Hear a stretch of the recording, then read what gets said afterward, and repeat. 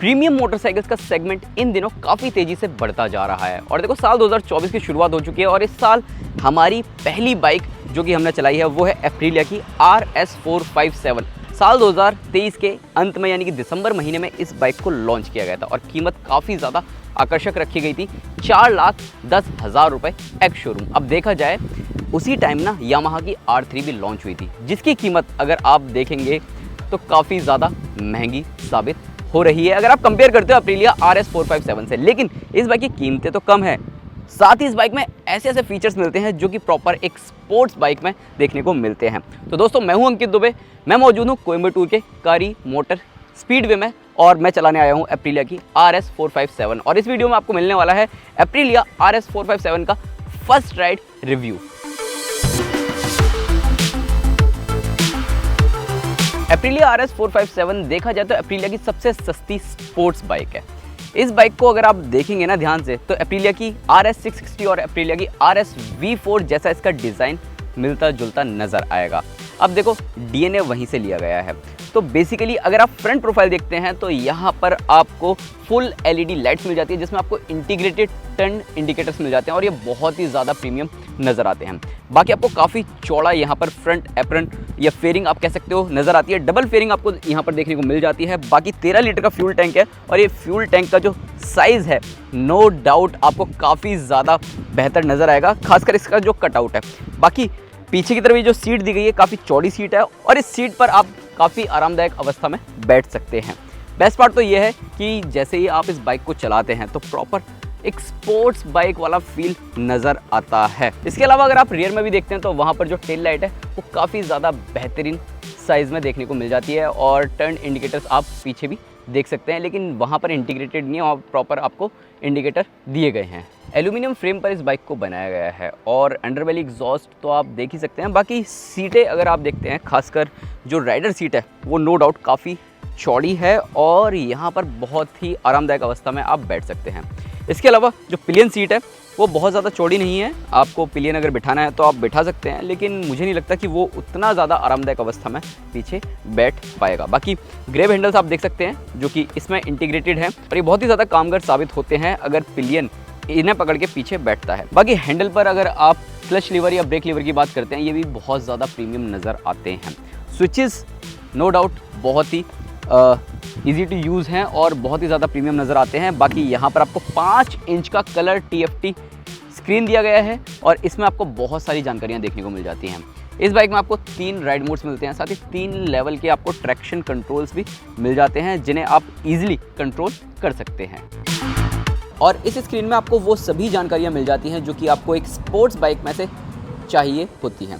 Basically अब आप यहाँ पर ये देख रहे हैं तो ये तो है RPM मीटर, नीचे की तरफ आप फ्यूल गेज और जो रेंज है वो आप देख सकते हैं।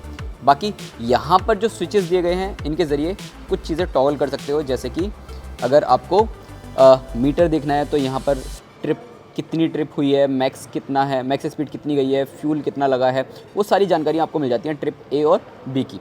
बाकी साइड में जाते हैं तो यहाँ पर बाइक से रिलेटेड, सर्विस से रिलेटेड चीज़ें देखने को मिल जाती हैं और आपको यहाँ पर प्रॉपर ये मीटर देखने को मिल जाता है, लैप टाइम वगैरह ये सारी चीज़ें आपको यहाँ पर देखने को मिल जाती हैं।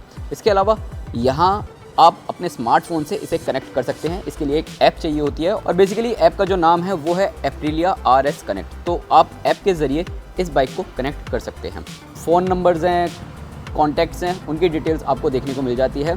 फ़ोन की अगर आपका कनेक्ट है या नहीं है, कॉल आ रहा है नहीं आ रहा है, तो वो चीज़ें भी आपको यहाँ पर देखने को मिल जाती हैं। बाकी इसे अगर आप थोड़ा सा होल्ड करके प्रेस करके रहेंगे तो यहाँ पर मेन्यू प्रॉपर खुल जाता है। व्हीकल आप यहाँ देख सकते हैं, व्हीकल से रिलेटेड आपको जानकारी देखने को मिल जाती है। इसके अंदर शिफ्ट, लाइट, कैलिब्रेशन, ये सारी चीज़ें। डैशबोर्ड के लिए आपको यहाँ पर ये लाइटें वगैरह, ये सेटिंग्स वगैरह देखने को मिल जाती हैं। मल्टीमीडिया में आपके पास यहाँ पर स्मार्टफोन कनेक्ट करने के लिए प्रॉपर डिवाइस पेयरिंग का सिस्टम देखने को मिल जाता है। इसके अलावा लैप टाइमर, सर्विस, ये सारी जानकारी आपको देखने को मिल जाती है। अब एर्गोनॉमिक्स को लेकर बात की जाए तो बाइक का जो कुल वजन है वो 175 किलोग्राम है और जो सीट हाइट है वो 800 mm है। तो ऐसे में अगर शॉर्ट हाइट राइडर्स हैं तो उनके लिए भी कोई दिक्कत नहीं होने वाली है। और देखा जाए, देखो मेरी हाइट बहुत ज़्यादा नहीं है तो मैं इस बाइक को ना ईजिली संभाल पा रहा हूँ। और मेरे यहाँ पर आप पैर देख रहे हैं तो प्रॉपर दोनों पैर ना टच हो जा रहे हैं, मतलब पूरे तो नहीं आ रहे हैं ज़मीन पर, लेकिन टच हो जा रहे हैं ईजिली। आप इसे बैलेंस कर सकते हैं। और प्रॉपर आपको स्पोर्टी राइडिंग पोजीशन मिल जाती है क्योंकि आपको प्रॉपर लीन होना पड़ता है।